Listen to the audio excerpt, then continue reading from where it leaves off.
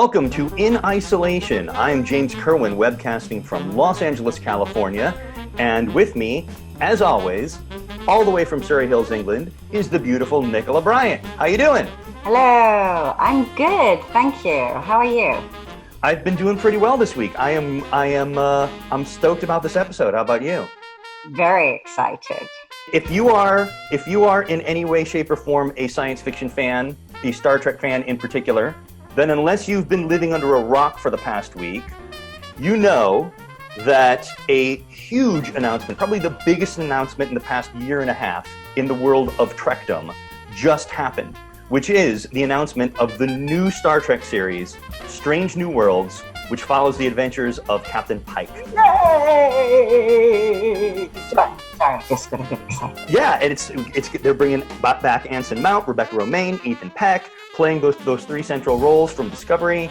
And the interesting thing about this, to me, is that this was really the result of a fan campaign. I've never seen Star Trek fandom so unified in wanting a particular series made. I mean, people made their voices loud and clear over the past past year or so, that they really wanted a Captain Pike series. And Roddenberry Productions and Secret Hideout and CBS listened to the fans, they heard the fans, and now they're delivering for the fans, which is amazing. It's brilliant. And it was the show that we missed them. We were like, no, don't send them off. Don't leave us. Yeah. I was so excited when Captain Pike arrived, particularly from the part that I had played with you on Star Trek Continues. How interesting. We are going to have a captain who knows his fate already. Yeah. How are they going to play that? I have about 2,000 questions. Well, you know who else listens to the fans? Nicola and I listen to the fans, because many of you wrote into us or told us in person that you wanted us to start having guests on the show. So guess what? Starting today, we're going to have guests on the show, and the timing of this one could not be more perfect. Absolutely. Very exciting. So we have with us on the show today one of the executive producers of Star Trek Strange New Worlds, also an executive producer on Picard, also an executive producer on Discovery, and he just so happens to be the son of the creator of all of Star Trek, Gene Roddenberry. How fantastic. This is so great. I have been friends with Rod for years, and I'm so stoked to have him on the show today. And he's going to answer some of our questions, and we'll talk Trek, and we'll talk about the other things he's working on too. Really excited. Had a good week, and this is just the icing on the cake. All right, so without further ado, let's bring on the man himself, Mr. Rod Roddenberry. Rod, my friend, how are you doing? Great, thank you so much for having me here. I would say this is a little different, but I've done plenty of phone interviews. I don't think I've ever done really technically a Zoom interview, so this is awesome. Wow. Our first, then. Well, it's about time. I mean, we're talking Star Trek, we're talking future, we're talking displays. I mean, I don't know if that's exactly what we're talking about, but this is Star Trek related, and Star Trek, there's a lot of displays and holograms, so this works. I'm just missing a bunch of LCARs. I need more LCARs. Yeah. Let's get Mike Okuda on that to make a Zoom interface for... Oh, I'm sure he'd love nothing more than to spend his time doing that. Even though he loves what he does, I doubt he wants to do that just for me. So we'll see.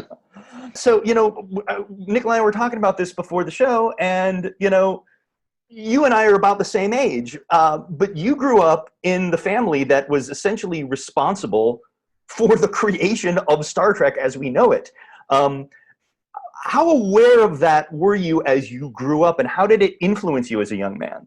Yeah, I think people have kind of heard me say things like this before, but as a young person, I was not that aware of it. And by the way, aware is relative. As a little kid, apparently I would go around and I'd say my father created Star Trek. I had never really watched it. I thought it was boring. And we're talking, 5, 6, 7, 8, whatever. I think I just heard it somewhere. And when someone said it to someone else, I saw their eyes light up. So I said, oh, this must be a good thing to say to people. So I didn't really get it. And it wasn't really until my late teens and after my father passed away that I started to get it. Granted, I went to conventions in my early teens and I got the fact that there were fans, but it wasn't a show that resonated with me. Frankly, Star Wars was, Knight Rider was. These shows that I want to say, and forgive me, I don't want to call them more one-dimensional, but they're a little bit more one-dimensional. Star Wars has many layers. I love it. I still love it today. But Knight Rider, Starsky and Hutch, those things. Good guy, bad guy. Good guy catches the bad guy. So I didn't understand that television and movies could have greater depth. I wasn't a reader. I wasn't an intellectual. I still probably am not really that much of an intellectual. Anyhow, as I got older, I began to appreciate Star Trek through the fans, listening to people tell me how Star Trek inspired them. And that's kind of what opened my eyes. And of course, my father passing away was a very tender and raw moment where I was kind of listening to what people said and kind of cocked my head like a dog listening to a strange sound, saying, "What? Star Trek did what?" So I caught on a little bit later, but since then it's really been my it sounds too dramatic to say my drive in life, but I believe in that philosophy of a better future. I like my father looked at the world and said, it's stupid when we fight, it's stupid when we're insecure. You start to see the psychology of how we behave. Again, I don't have a background in this, but it doesn't make sense to hurt or to cause harm. And it feels good when you make other people feel good. It makes sense. Let's have a future that's more like that. So anyhow, all of this to say, I love the philosophy, and in my own way, I'm trying to carry that on in everything I do. Well, you are, and that's what an interesting transition from as a little kid not really caring that much about it, not being into it, into what you're doing now, because now you are an executive producer on Star Trek Discovery, which Nicola and I are absolutely enjoying. I was very fortunate when they were shooting season 3 to be able to be on set for a bit, and the sets are incredible. The level of detail is just absolutely amazing. I just got it. You are right, and I'm so sorry to interrupt, but you said detail, level of detail. When I went to the set for my first time, I walked around. I looked down on the flooring of the stage, and there were little Delta shields. I mean, minuscule. The camera would never pick them up, but they paid attention to every detail. And I know it's easy to say, oh, well, everything's HD and blah, blah, blah. You'll still never see this, but you are absolutely right. The level of detail, they spared no expense, and people cared about what they did, and they still care, of course. And it's immersive. When you're on those sets, you're completely immersed in it. So I'm sure that, like, for the actors, I know that for the actors from talking to them, it helps tremendously having that level of detail because you really feel like you're there. Well, Yeah. I'm sorry to stick with the Star Trek because we are a little obsessed here, but we're very excited about Strange New Worlds, as it's only just been announced, and excited that the fans felt that their desire for this has actually influenced the fact that the show is going to happen.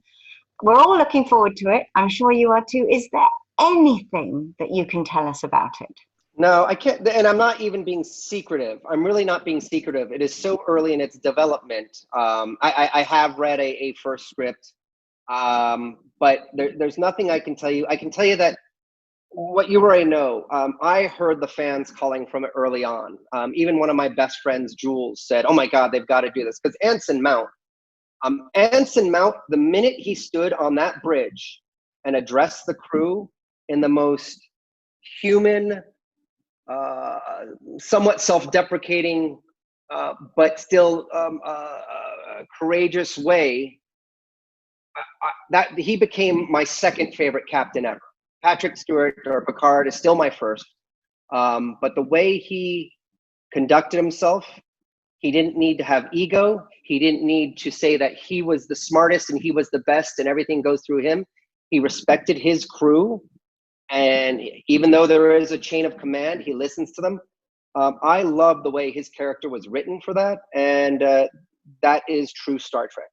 And Pike, a series about Pike with him as the lead, with that sort of personality, is for me a true Star Trek. So I'm thrilled about that. But I can't tell you anything else. I'm trying to think of things that I might know that you guys know. There's not much right now. So we know really there's going to be Anson and Ethan and Rebecca will all be back, those characters. We loved them all. We all fell in love with them. And as you say, there was something about Pike that just captured my very first love of Star Trek. And I thought, yes, this is the embodiment of the show that I have adored for all these decades. everyone has to earn your respect, I think, in the future. Even if they are ranked above you, to earn your true respect, they have to behave in a way that is becoming of Starfleet, and his character did. Got my respect. I'd follow him.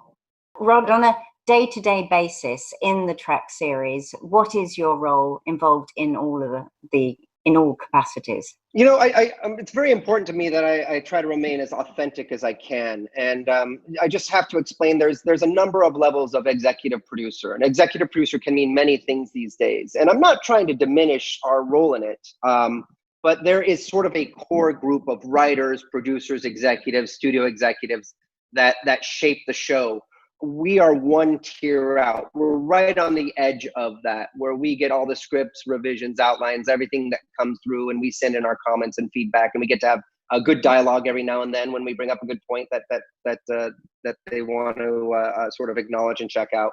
And so we are certainly contributing to the direction of these shows, but by no means do I want to take any credit away from the real creators, the writers, the writers' rooms, Alex Kurtzman, all of these people who are really shaping these shows. So it feels great to be a part of it. It feels great to know what's going on. It feels great to find something that may be a conflict and bring it up, and then go, oh, right, okay, right, we missed that. Or share an idea where someone says, oh yeah, that's going to work really well. So it's nice to be a part of it, for sure. But again, I don't want to take anything away from the true minds that are actually making a lot of these shows happen. And we are involved in pretty much every Star Trek coming out right now, whether it's animated or live action. But we are in the capacity of, I don't want to say overseers, as if we are the ultimate overseers, but we are overseeing from our point of view and sharing what we think works and doesn't work, or what we like and don't like, whatever. And then they are taking that input and deciding whether it fits with their direction. So it's important that as Roddenberrys, we kind of, I don't want to say everything, but it's important that we should know just about everything going on. I'm not saying we do know everything going on, but just so, and it's really hard. I have a lot of respect for everyone working on all the new Star Treks, because it is an established universe and everything affects everything else. I mean, you guys know about continuity, up the yin yang. I know you guys, I mean, with Star Trek Continues, it was very important to keep continuity. Them doing what they're doing is difficult, and we are helping them maintain that. They've got a lot of help, but we are one of the people helping them maintain that. And that has to do with products as well. I mean, that has to do with every aspect and everything that they're doing. So we share what we can when we can. Speaking of Star Trek Continues, as you just mentioned, it was always cool that you really were a fan of our series. Absolutely. And you even played a little cameo role in one of the episodes, which was awesome to have you on set. So how did it feel being on those TOS sets? First of all, it's been fascinating to be on those sets, period. When I first saw the sets, I was really kind of blown away. You guys, the level of detail, man, again, the colors, even the harsh shadows from the original series, I knew you guys were paying attention to all of that. The costumes, all down to the fake foil that was on the emblems, to the pattern material. I know there was a lot of research done to try to find the right patterns and the right paints, and it was incredible. I certainly wasn't around for the original series, but being on those sets, I can't imagine it was much different from that. And I'm not just paying a compliment. When it was explained to me, the level of detail that these things were built, I was quite blown away. And I gotta say, the stories, I've said this before, and I'll say it again. I think that the writing, the stories, they were in some cases as good, if not better, than many of the stories of the original series. I am not saying the show is better than the original series. I'm saying the caliber of writing and storytelling and what I look for in Star Trek was in many ways as good, if not better, than many episodes. And look, many shows have good and bad episodes. That's all I'm saying. There were some duds in the original series, and there were some winners. And some of the Star Trek Continues were up on the caliber of some of those winners. Thanks, man. That means a lot to us. It really does. Thank you for that. Absolutely. No, I mean it. Now, you've got your own production company, which co-produces the Star Trek series, but you've also got, for those who may not be aware, a non-profit Roddenberry Foundation, which is dedicated to furthering the Roddenberry vision. Now, you are dedicated to several charities, including ocean preservation. I know myself, because I'm involved in a couple of charities, that they've been suffering a great deal during isolation. How has isolation affected your charity work? It's a complicated question. I would say, so we have a CEO. We have a team of people who do a lot of the legwork for us. I am a board member. I am one of the ones who helped start and create the foundation. But in terms of day-to-day activities, we have a team of people who do that, and they generally work with people remotely. All the companies that they hire, all the individuals they hire, a lot of the stuff is done remotely anyway. So I think for us, the day-to-day is not an issue. In terms of where the money's invested in markets and stuff like that, yeah, everyone's taken a hit. I mean, everyone's taken a hit, and certainly a lot worse than others. But we've shifted a little bit of what we're doing.